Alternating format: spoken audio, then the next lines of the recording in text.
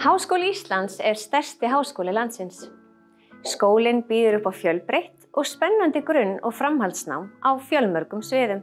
Hagnýt menningarmiðlun lifandi nám þar sem hægt að fást meðal annars við kvikmyndagerð og útvarpsmiðlun, nýsköpun og verkefnisstjórn, stafræna miðlun, sýningarstjórn og margt annað sem tengist miðlun og menningu.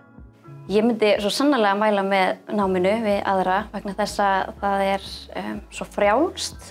Það mikið svona valáfanga í boði sem mjög þægilegt, til dæmis eins og skapandi heimildarmyndir. Ég allavega tel mig hafa valið rétt vegna þess að mér finnst þetta góð fjárfesting í framtíðinni minni og mun örugglega auka mína atvinnumöguleika til muna.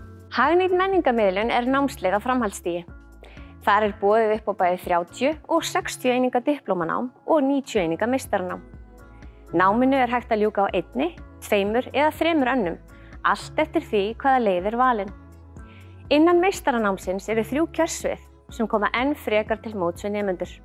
Þau nýsköpun og miðlun, stafræn miðlun og almenn menningarmiðlun.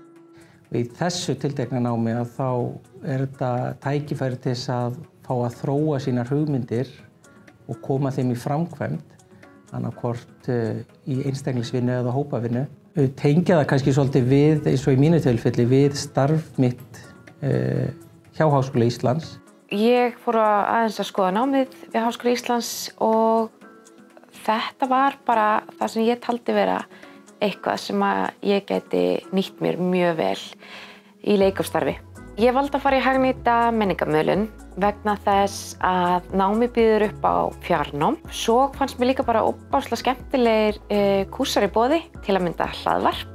Sá kúrs hefur bara reynst mér ótrúlega vel og ég myndi mæla með bara þessu námi fyrir alla sem vilja prófa sig áfram í útvarpi og sjónvarpi. Hafir þú hug á að starfa við miðlun og nýsköpun, þá hagnýt menningarmiðlun vettvangur fyrir þig.